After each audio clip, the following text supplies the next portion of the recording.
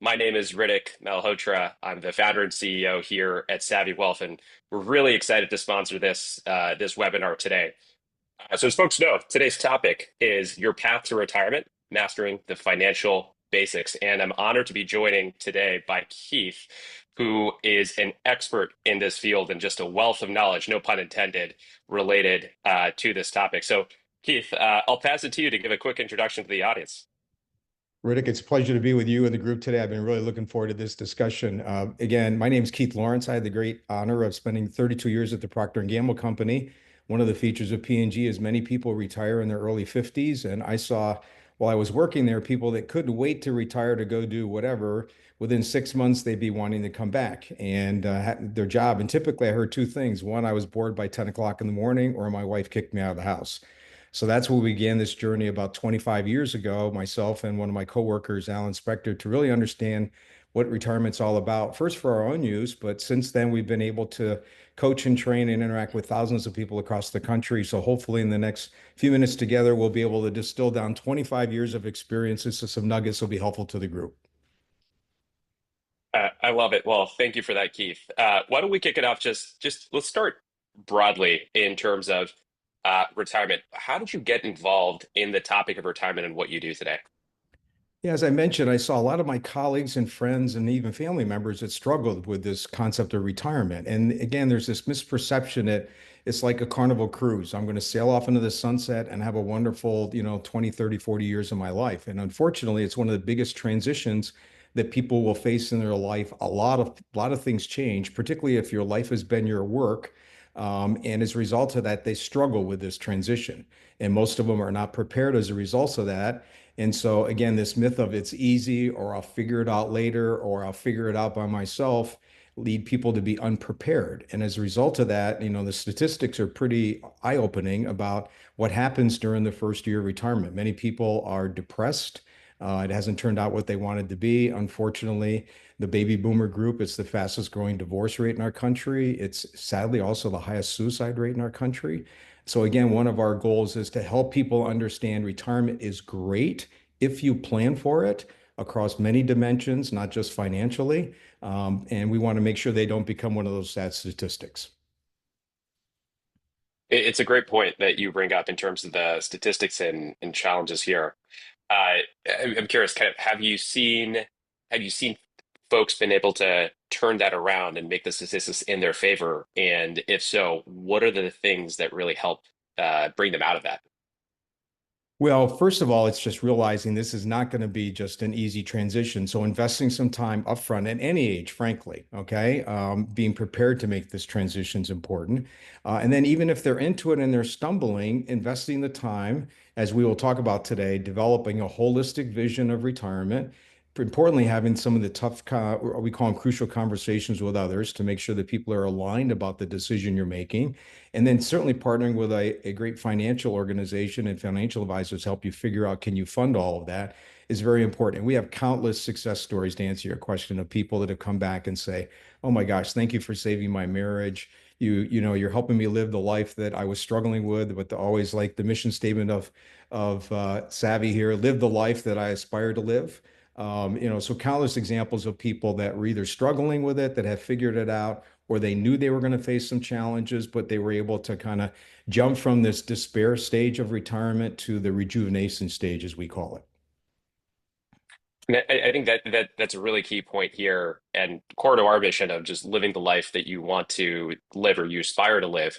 But I think the one thing that I've learned, and I think you articulated really well, as you say about the retirement vision, is knowing what exactly that life looks like. And it's hard to sometimes know what life can be shaped to look like, and how do you bring yourself to that goal. Well, why don't we, for the audience, actually just would love for you to spend a little bit of time on the concept of a retirement vision. Just what is a retirement vision? I know you really talk about that quite often, and why is it important to have one? Well, again, I'm a huge believer, and I think you're a practitioner of this too, of having a vision at any age of life. I teach in high schools, helping young people 17, 18 have a vision. but it's particularly important as you go through major transitions in your life. And as I mentioned, retirement is one of them. So again, a retirement vision has, as articulated in our book, the 10 key elements of having a fulfilling retirement, which I should have mentioned we published 16 years ago and has been an Amazon 1% bestseller ever since. And also, I think it's hopefully been mentioned, but if not, I'm going to give away a free copy of that book to the best question we get in during this webinar.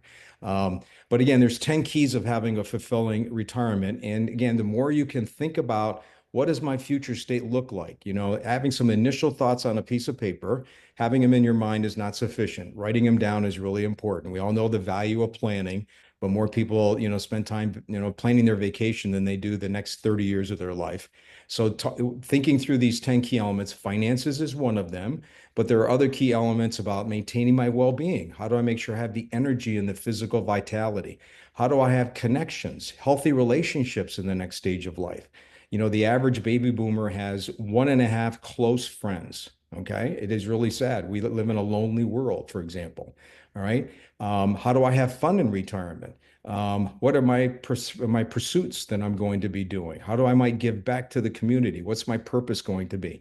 So thinking through these 10 key elements, having some initial thoughts on a piece of paper to one, get your mind clear on what they are, but then importantly, involving others that are going to be impacted by your decisions. As we do workshops across the country, Riddick, we find that only 1 out of 5 couples have even had these crucial conversations because they're either not clear of themselves, like, when are we going to retire? Where are we going to live? Are we going to have breakfast every day?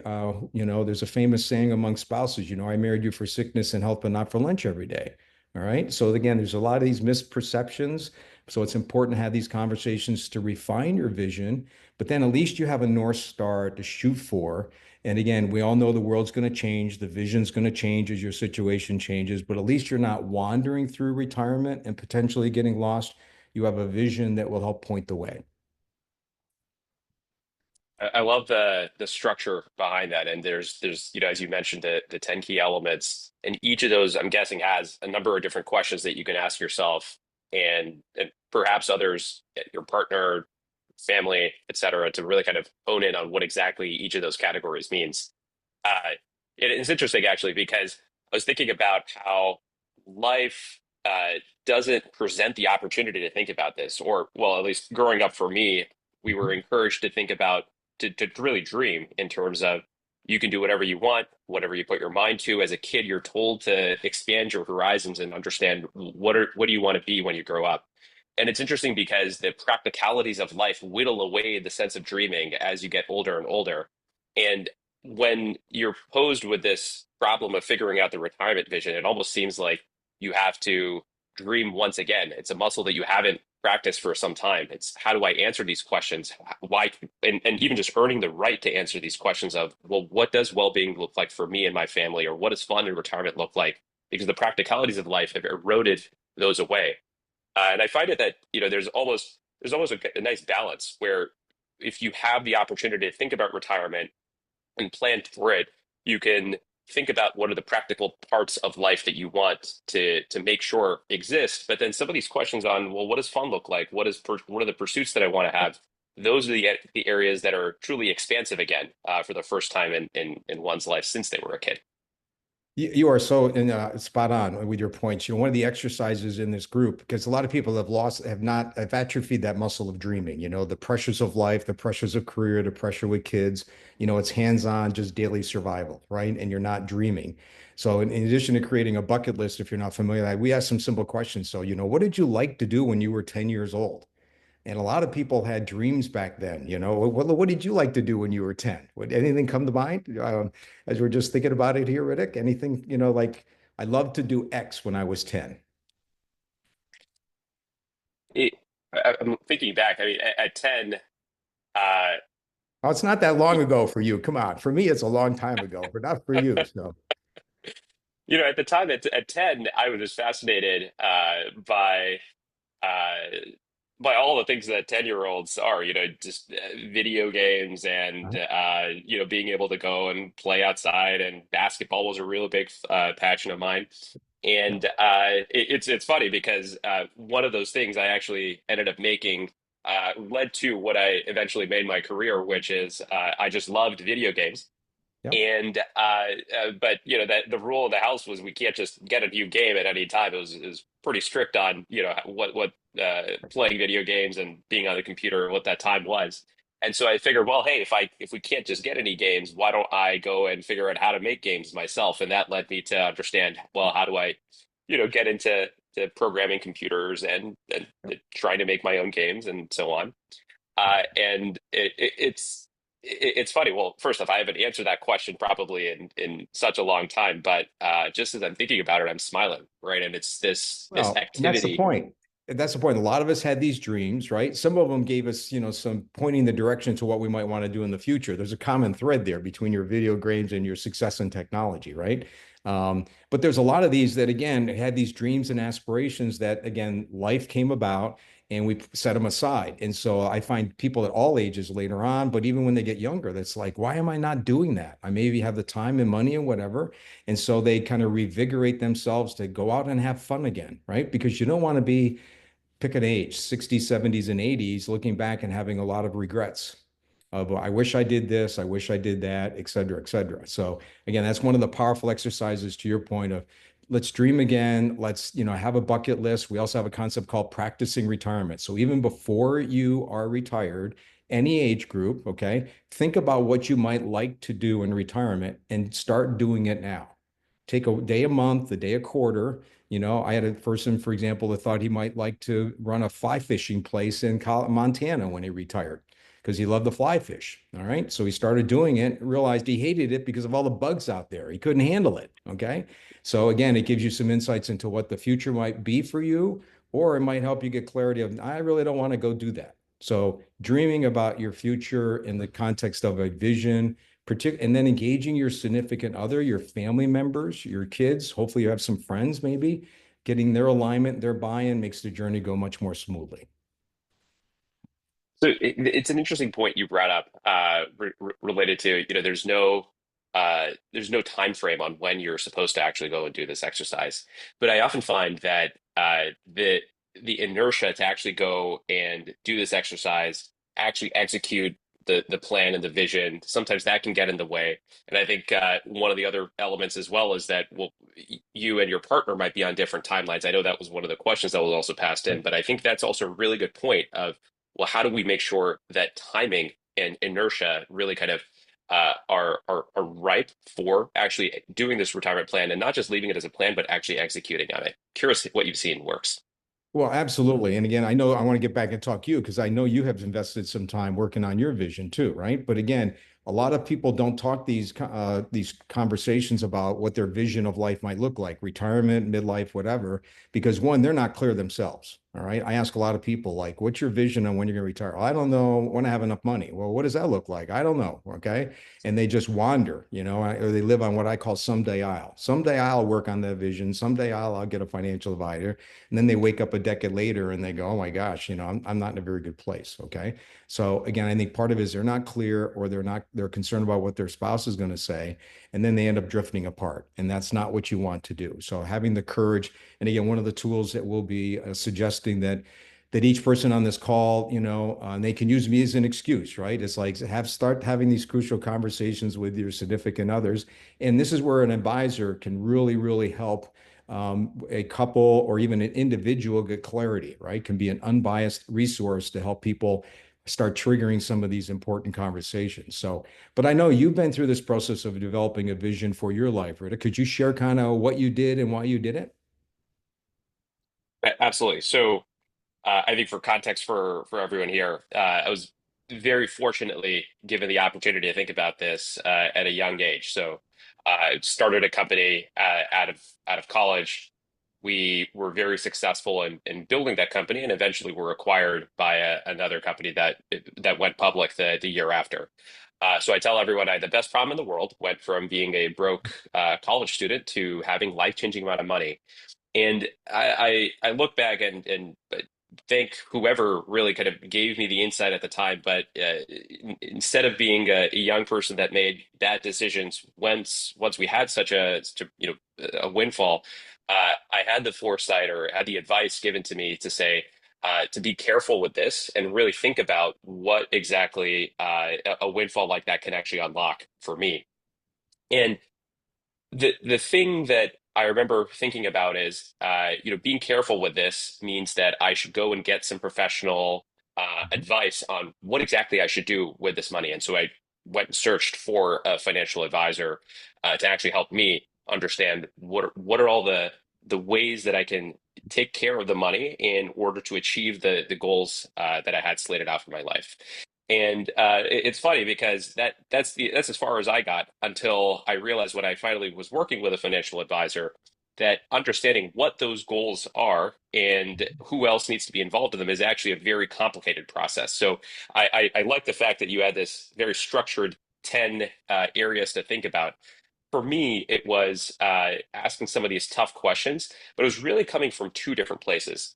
And Mhm. reflecting back, it all makes sense because I think the way that I approached retirement planning or planning for the retirement vision was a lot of it was predicated based on how I grew up. And it turns out that a lot of the ways that we think about the world and the way we make decisions is predicated in a lot of our childhood ultimately.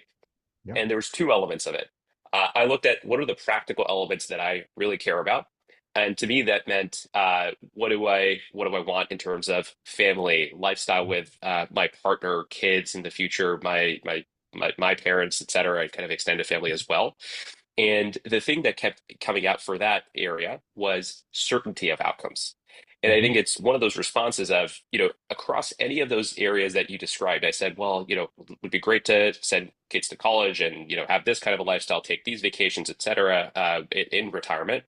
And but what I really realized is that those can all change. That's no problem. It's actually just having certainty of outcomes there is the thing that I really want. Not Mhm. knowing whether or not those outcomes are possible is actually the thing that used to cause me the most worry. And so Sure. making sure that the wealth that was accumulated can achieve those certainties was actually really important for me. And then I think the second part of it was the dreaming part, which was, well, given those are the practicalities of life, really just making sure everyone is healthy, safe, and living a good life that's around me. What are the other opportunities that we have the luxury of doing? And that's, I think, the benefit of having time was where I thought about there. And so that could be what are all the adventurous things that are on a bucket list, or the things that I would love to do with my partner one day. At the time I was single, that typically people find that they don't have enough time for. And so I actually Yeah. spent a lot of time talking to folks that were closer to retirement age and understanding, well, what are the things that you wish you could have done? And I tried to put them in the list. And it's basic things. It's, more vacations, more family time, Mhm. more time to play. And I really picked up basketball again and all of these things. I say all this, and ultimately, the plan sounds really boring. The retirement vision that I had was it's practical. It's a lot of Mhm. fun and all of this stuff. And I knew that 80% of it would be changed given from when I was doing it at a young age in my early 20s. Yeah. But that was okay because it gave me a sense of what is important to me at that age. And now it's a good framework that I can use as with my partner and as we have kids and so on and so forth to continue refining and updating it. But that baseline was really important to me. Yeah. Well, you mentioned many things there, and I appreciate you sharing all of that. But you mentioned two that are really important, the value of the doing this visioning. One is providing just clarity and certainty, right? We live in this incredibly uncertain world where a lot of people are in angst because of pick your favorite news item of the day, right? But to your point, investing the time, getting clear on what was important to you or your values, and getting clarity provided you some level of certainty and comfort. Huge benefit. Okay. And number two, then it also allowed you to explore and open some doors to some new opportunities, right? We could be doing X, Y, Z and having discussions on that and building into that. So again, that's another benefit. It opens up new doors that you may either close when you were at age 10 or 12 or whatever, or as you explore, that might be out there. But importantly, and you didn't directly talk about, but the third benefit is then you can go to your financial advisor and say, can I afford all of this? Okay. Many people, it's amazing to me as I do workshops across the country. Typically, people in their mid 50s to 60s, only a third of them have a financial plan and a financial advisor. And it's like, oh my gosh, I mean, your runway of figuring things out is getting pretty short. And so, and when I talk to financial advisors, they hear from their clients, well, make sure I don't run out of money. And it's like, well, what do you plan on doing in your retirement? Well, I have no idea. They have no vision. They don't know what they want to do like you do, right? And but don't make sure I don't run out of money. It makes the job very, very difficult. So certainly opportunities, but then also clarity of can I afford this vision of my life, not only today, but in the future is really important. I want to pick that topic up because I think it's a really important one. And we're not taught or trained to know when to actually go and work with a financial advisor or financial planner, what to ask them, and how to actually engage with them. Before I do that, I just wanted to give a quick shout out to the audience of the questions. We see them coming in. Please keep sending them in. We'll spend some time at the end actually covering them and going through them one by one. So appreciate the questions. Please send them in. Uh, but to pick this topic up, financial planning and working with a financial advisor. I'd love to get your sense on what that entails and walk me through how you would approach it in terms of what are the crucial conversations you should be having with a financial advisor as you make a retirement path, and how do you even know what to ask when working with one? Great. So yeah, there's three questions there I want to try to address. Make sure I get them all right. So when, all right, then I would talk for a second how to choose the right advisor, and then third is how do you engage them? Okay. So I'm a believer if you do not have a retirement advisor or a financial advisor at this age, whatever the age is, start like today. Okay. My 9-year-old grandson, okay, we are working on an investment portfolio for him. All right. We're teaching him at 9 years old the basics of investment, right? And he will hopefully have a financial advisor, maybe a decade later, right? So any age is important, but it's important for you to have one. Number two, it's really important. I've worked with hundreds of financial advisors. They're not all the same, okay? So do your due diligence on your financial advisor, right? Do they understand the space? Do they have the capabilities required to be able to support you, not just for today, but down the road? Do they have a strong team? Do they have a great technology platform like Savvy does to be able to support you and make it easy? So do your due diligence on choosing your financial advisor. It's like getting married. You don't want to jump into it, right? And I see a lot of people, they just, pick your friend of a friend, and they think it'll work out, and it doesn't, and they don't trust the individual, and that's not a good place to be. So start at any age, do your due diligence on picking the right organization. And then third, is again, if you have a great advisor, they should start with not just about the money, they should get to know you. Just like you did with your visioning. What's important to you, Reddit, right? What are your values in life? Family, whatever, okay? Get to understand what your vision and also then what's your vision for life? When are you thinking about retirement? What do you plan on doing? Do you have plan on having multiple homes, right? Et cetera. So again, they should be seeking to understand you, your family, what's important to you, what your issues are, what your concerns are, what your risk tolerance is, way before they come back and start talking the numbers. Okay. But then a great advisor will come back and not only talk the financial investments, but also a great financial firm will also help you with the many, many other dimensions in this space: estate planning, tax maximization, minimization, optimization is probably a better word. But all those other dimensions, because I don't know about you, I didn't want to spend my life worrying about all of this stuff because it changes every day. I mean, you know that much better than I do. You want to have an expert team, like an advisor should be a member of your board of directors, right? That is helping you through your life, your friends, your family, your financial advisor, et cetera. They're there to help coach you and guide you, so you can be enjoying your life and not worrying about, what's how this stock is doing today or whatever. So three key points there. Do it at any age. And if you don't have one, start now. Spend some time making sure you choose the right individual, the right firm. And number three is start with, and again, that's why if you go in with your vision, the conversation is going to be a lot easier. And start with the vision piece and then worry about the money coming out of that. I like the format there but I think the most important one is do it at any age and be methodical and systematic about finding the right individual there. There's a few things that you mentioned, and I think these are important parts because I think we talked about the importance of retirement, the concept of retirement vision, almost as a dreaming concept, and you talked about all the things that are the outputs of that. Right. So there's the dream of or the retirement vision, the kind of the aspiration, and that working with a financial advisor can help make that dream a reality. But to make that reality, I think there's a few elements to it. Working with an advisor to say, with the vision in mind, Yeah. what is the appropriate financial plan to put together in order to make sure that that vision is achievable, right? So all the things that you were talking about, well, do I have enough money to actually achieve this vision? If not, what do I need to tweak? Maybe it's in the money aspect, maybe it's in the vision aspect, and having that conversation back and forth.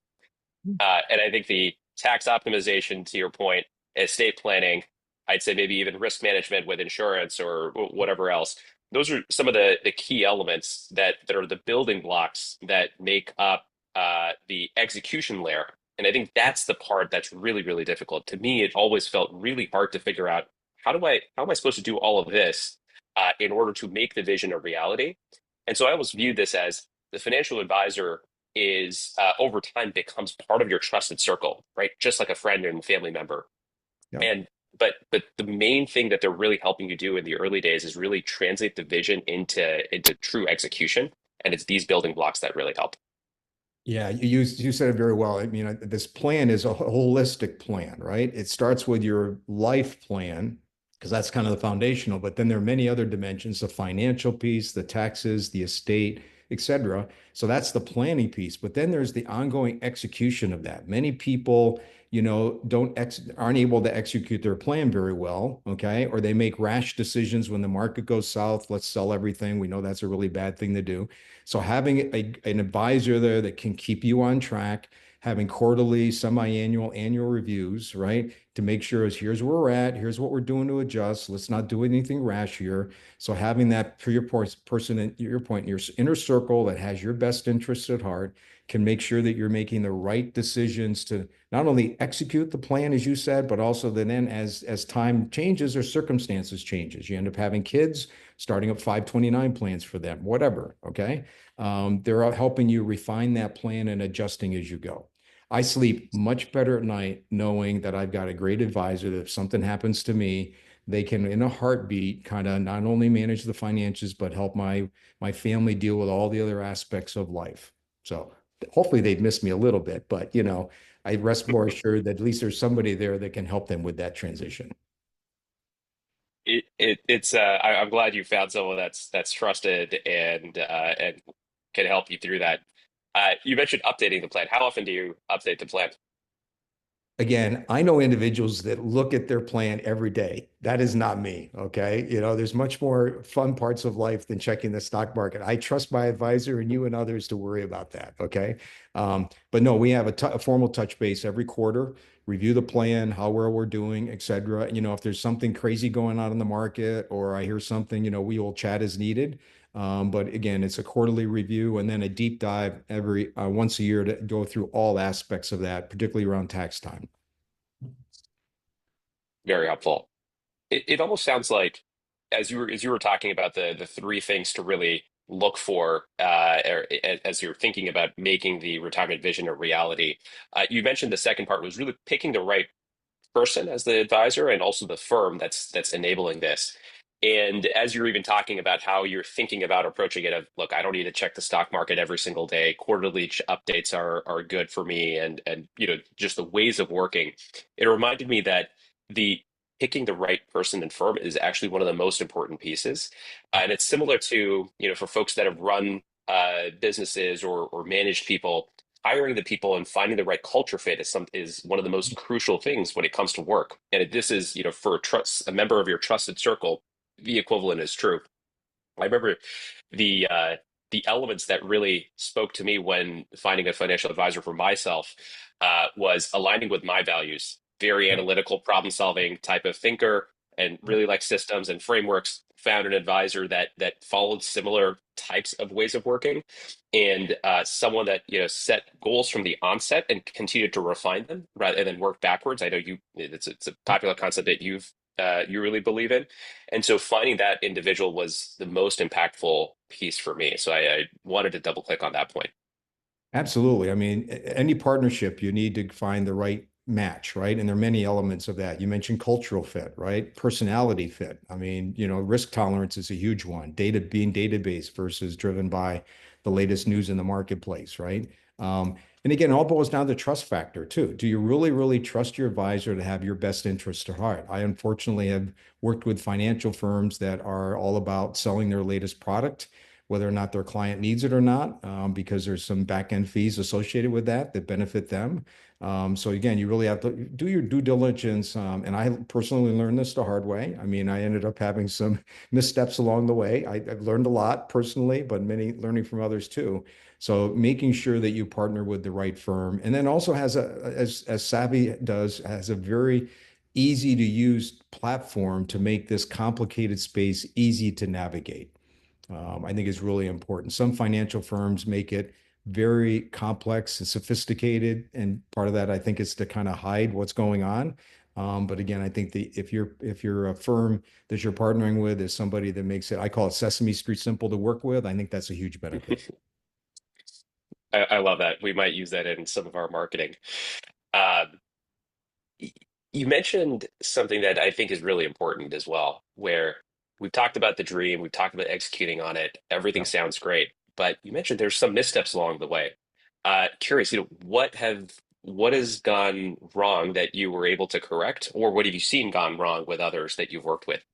Yeah. Just to be clear, the reason why I am working on this and practicing and teaching is I'm still trying to figure it out too. Okay. So this is a journey of learning throughout all of this. So, um, again, the missteps are, I think I'm shocked by how little planning do people do in general. Okay. Even on the financial side, you would think if anything they would be worried about in retirement would be other than their health, would be, and many of them don't work on that even, but would be on the money. And as I mentioned, only a third have a financial plan. And I see most people don't want to they get caught up in the tyranny of the urgent, right? I have to work on this today.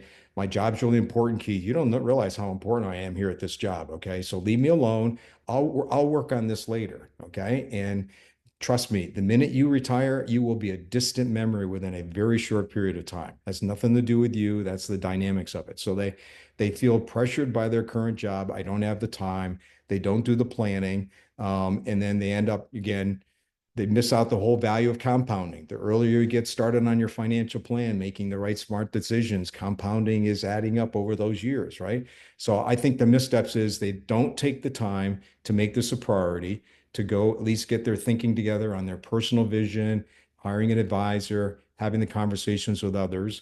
So that's one big miss I see. And then secondly is then they don't stick with the plan. They don't execute it. They put it on a shelf somewhere, they don't have an advisor, or they're going to manage it themselves. I see some people, oh, I don't need to pay that advisor fee. I can figure this out myself. And then they don't. Okay. So even if they have a plan, it's not executed well. So that's typically the two. I live on someday I'll do it tomorrow. They never get to it. Or I'll do it myself and they end up not doing it themselves. So those are two major watchouts. I think the someday a while I'll concept is very key here. I think we see this often as well. So where some folks that were doing it themselves and come back and say, "Hey, look, I made this mistake," or weren't able to keep with the plan is actually really important. And it's actually nothing against any individual. It's actually just that it's really difficult sometimes when you're seeing the markets go up and down, or the plan may not be going correctly. If you don't have a sounding board, it's really easy to be tempted to make a very quick and irrational decision. I think there's one of my favorite studies is by Vanguard, which talks about this, where one of the biggest value drivers that financial advisors provide is actually sticking to the plan. Right. And they even quantified it, where they said that just by having an advisor that's helping you stick to the plan, stay the course, know that the short-term ups and downs, and whether it's your personal life, the macro environment, any of these things, actually returns about 35 to 45% more returns just by the advisor helping you stick to the plan versus you doing it yourself. So I that is a really big point of once you have the plans in place, the vision, the execution is a long-term execution that you can use help with. Absolutely. I mean, we're all guilty of reading the latest headline, the Wall Street Journal, or seeing it on the news or at a cocktail party, right? Hey, here's this new stock that's going to be the next Apple or Nvidia or whatever. Why isn't that in your portfolio? And I'm guilty of that, right? Call my advisor up and say, Tony, you need that. It's going to go time out. Here's where we're at. Here's how it fits your portfolio or this. Hey, what's going to happen in the Trump taxes here? Let's go do this XYZ. Well, we're not sure we're going to do that yet. So bringing some rational, calm to the latest blip out there that you might react to is really, really important. And then also just bring confidence that despite what might be going on in the markets, right? I mean, we're on track. You're okay. Don't worry about it. Go enjoy life. I don't know about how many of us want to be spending a huge part of our life worrying about our money. Again, the people that do, when I talk to the advisors, the people that are calling their advisors all the time, sadly, don't have much of a life. Okay. That's their life, managing their money. And again, the people that are living rich, fulfilling lives in their 80s, 90s, even earlier than that, they have a very clear holistic plan. They have a very clear purpose in life that they are living, and they're like 12-cylinder people firing on all 12 cylinders. That is my vision, my aspiration for what I want to be doing at every age of life, and that's what we're trying to help people do. We need an equivalent of a digital detox to pull away all of the things that can distract us from doing that. And there's so many things. And Yeah. if there's only one thing that I think folks can take away and is that sticking to living life and not worrying about the other pieces is probably the biggest gift you can get here. Um, I'd I like know, to throw in one additional question that we throw out in our workshops. It ends up being a very powerful exercise. So in addition to like, what did you love to do when you were 10? The question I'm going to ask the group here to think of, which most people can't answer, but again, it's a key element as part of their retirement plan or their vision for life. It's like, imagine you're 90 years old someday, Riddick. Okay, believe it or not, that time will come, hopefully, right? And one of your grandkids or nieces or nephews snuggles up in your lap and they look at you and they go, "What was your life all about?" How would you answer that in a sentence they would understand? Okay. And again, most people cannot answer that question. And my guess is you're probably not going to say, I was the, XY CEO that did that, whatever. That's an important role that you played, but that is not your purpose. Okay. Once you get clarity of that purpose, okay, that becomes your North Star. That allows you to say, hey, am I what I'm doing today aligned with pursuing that purpose? And if not, should I be doing it? That is the foundation then you build your vision around, right? But again, most people don't have clarity to that question. So again, in addition to working on your vision and getting a financial advisor that you trust and getting a financial plan, I think answering some of these fundamental questions like, what is your life all about? I think would be a really important takeaway for your audience here today. I love that question. And I don't think I have the crispest response to it yet, but there's one that I think I've asked myself and many friends and family members that maybe comes a little bit close to it, which is that could help maybe answer part of this question, which is if you could go back and you didn't have to think about money, practicalities of life, and take out the sense of ambition for a second, just what you truly want to do. What Yep. is it that you would go and study and train yourself, and what would you go and do in life? And it's one element of this part. I mean, it's still work and career oriented. The answer I've always come back to is I would love to write children's books and just books that are literally meant for ages, call it 4 to 8. Yeah. And I thought about why. And one of the things that I've always left thinking about, and this might help the 90-year-old version of myself Mhm. maybe make a much crisper answer, is the best gift that I believe we can give life is to give the folks that are the next generation or younger, imparting wisdom on the next generation is to me really fulfilling. And I thought, well, writing books for children and imparting that wisdom in a way that's fun and creative for them could be the best way that I can impart some of that wisdom and pay it forward. Wow. To me, that seems the most meaningful thing. I don't know if Wow. that's the answer, but I've I always think loved that's a great insight. So when is your first book going to be available? I'll make sure I buy the first copy. So when's it going to be online? it. Well, hopefully in the next couple of years. You've convinced me that this retirement, the plan of retirement, needs to start now. So no time better than now. We need to pull out your retirement vision. We need to see that line item with a date next to it. That's the only way you make it, just like your business plan. Anything that happened to you. So next time we chat, we'll pull out your vision and make sure you guided that item. So that sounds very exciting, Riddick. I'll definitely think through that. Um, well, I know we're about 18 minutes till close here, and there's a number of questions that are coming in. Before we get to the questions, Keith. What advice do you have for folks to prepare for retirement? Any parting words before we jump into the Q&A? Well, again, retirement is phenomenal. Again, it is a huge transition, particularly if your life has been about your work. You are at the greatest risk of failing retirement. So the top five occupations, doctors, dentists, small business owners, entrepreneurs, all huge risk of retirement. So again, if you're in that category, but any category, start working on your holistic vision. Number two is get a financial planner after doing your due diligence, engaged and having these crucial conversations, having these conversations with your significant other, your family, and others, and then starting to put together your financial plan and your holistic plan, your life plan, all the elements of finances you're talking about. Start working on it now, and get off someday IL would be my suggestions to the group. How about Perfect. you? What would you suggest?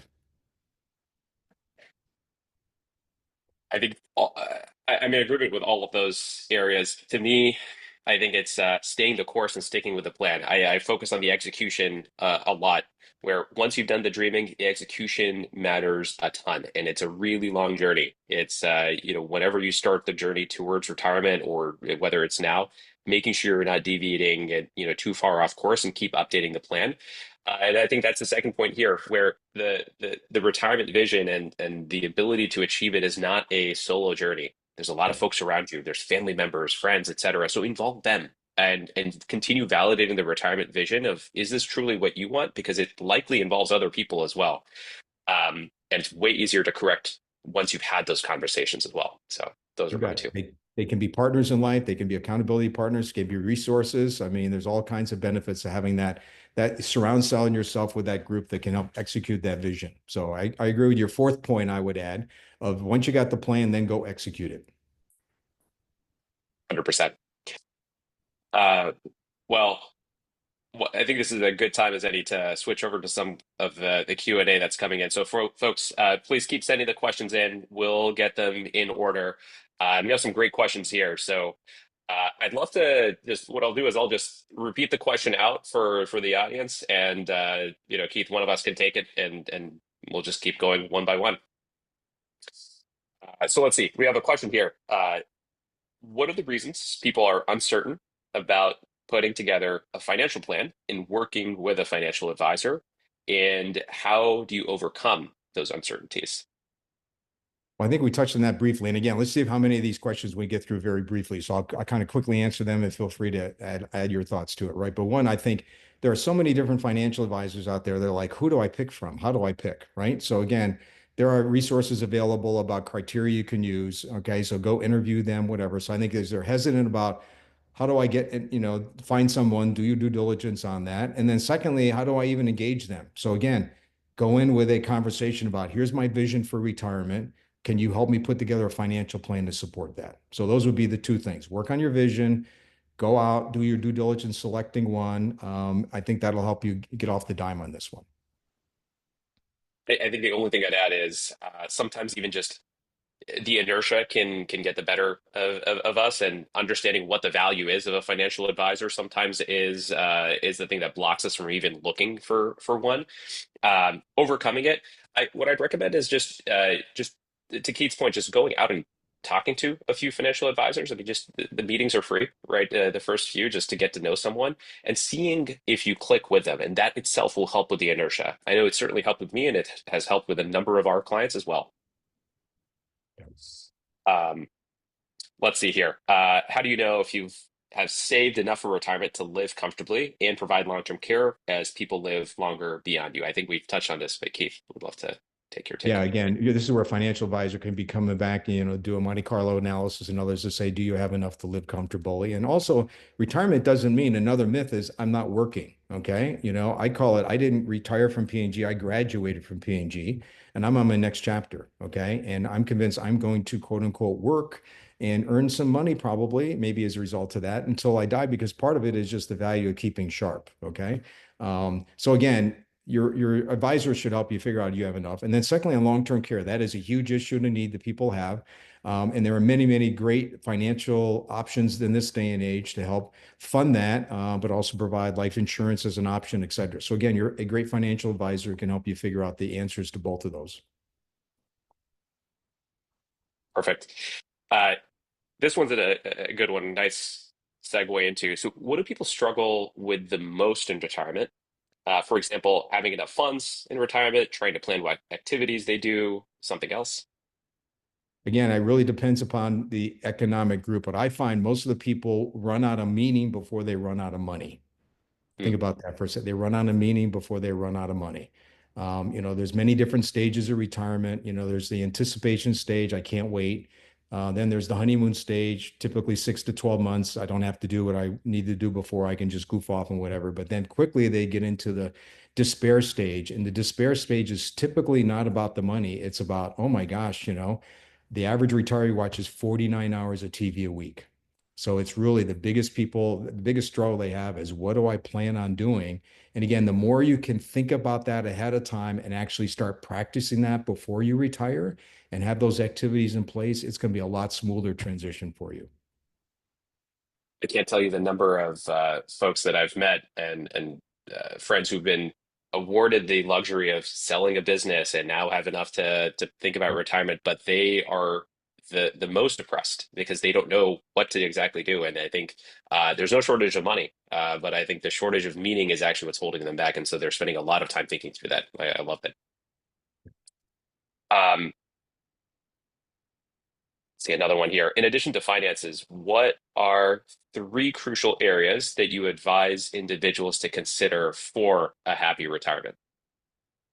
So again, I mentioned briefly there are 10 key elements as outlined in our book to having a great, fulfilling retirement. Finances is one of them, but I would highlight again three other critical areas kind of in order. We talked about it first, purpose. Having clarity of purpose, after you quote unquote retire is really important. What is my life going to be about? Like my 97-year-old mom is now unfortunately in a nursing home, still sharp as a tack. She remembers all the bad stuff I did at 3.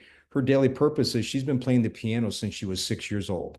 She plays the piano every single day. And now to the point where she, people know she can play and she has. So her purpose now is I'm providing music and joy to people with the piano. Okay.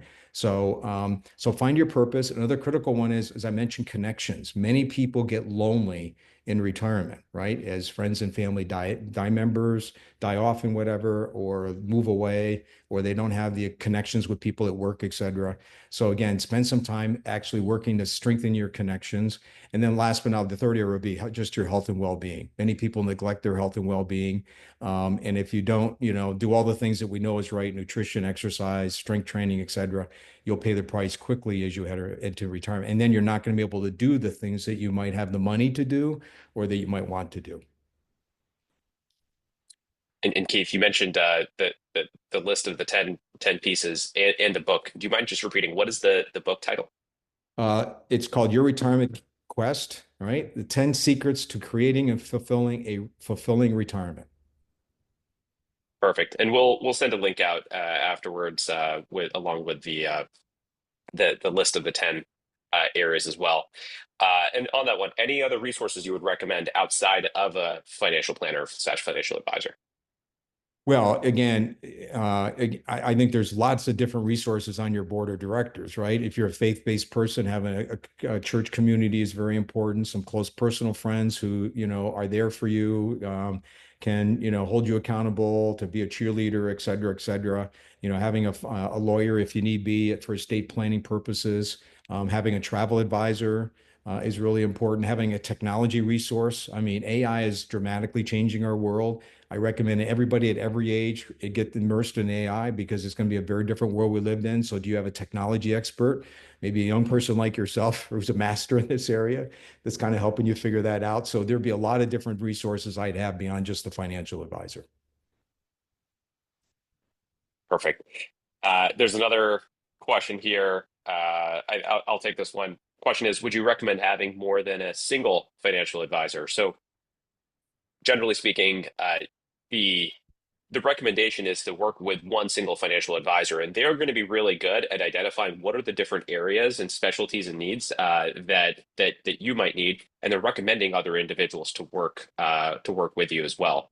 And so, kind of as we talked about, creating that trusted circle and the board of directors, as Keith calls it, is really important. But finding one trusted person first, just beating that inertia and finding that individual is the main goal here, and then allowing them to recommend other folks to kind of fill in the other seats, if you will, on the board of directors is the typically the recommendation.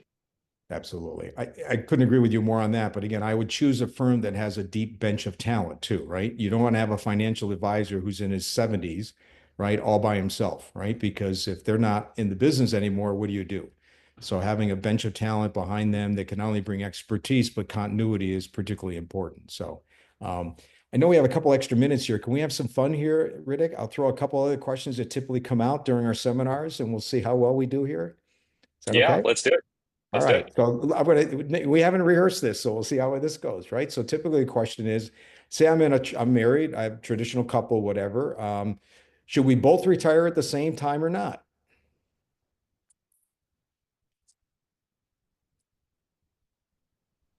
I think I can see this going both ways. My typical answer to that and feeling is that the answer is no.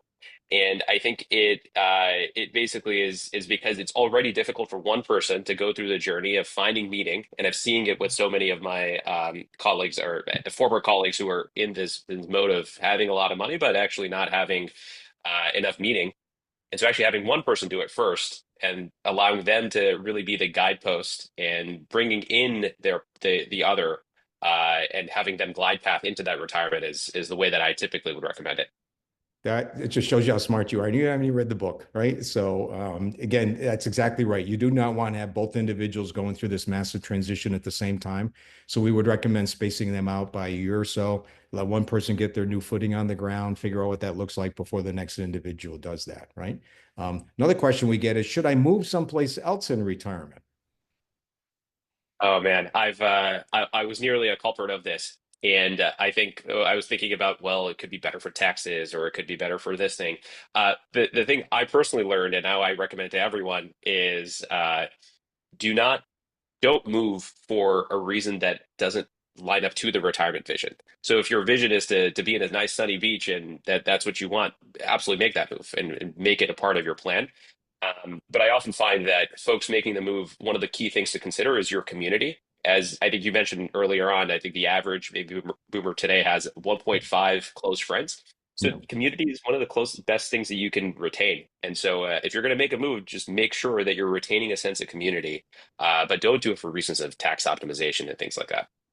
You bet. Again, this is a major decision I've seen a lot of people jump into without doing due diligence, exactly to your point, right? Amazing statistics in Florida, right? A third of the people that go to Florida come back to their original location within the first year after spending a lot of money getting there or whatever. And it partially because, exactly as you said, they get lonely, they miss their community, or they didn't really do their due diligence on the area and they find out, man, it's hot here in the summertime, or the traffic here, it's really bad in April when it's spring break, okay? Or the cost of living is really, really high. So even if you're thinking about, or our grandkid, our kids and grandkids live there, we'll go move next to be next to them, right? I just had a client recently was planning on doing that, and I said, "Have you talked to your kids about that? Do they want you around more often?" And he goes, "No, we just assume that." I said, "Well, go have that conversation." He called me 2 days later and said, "We've canceled our move.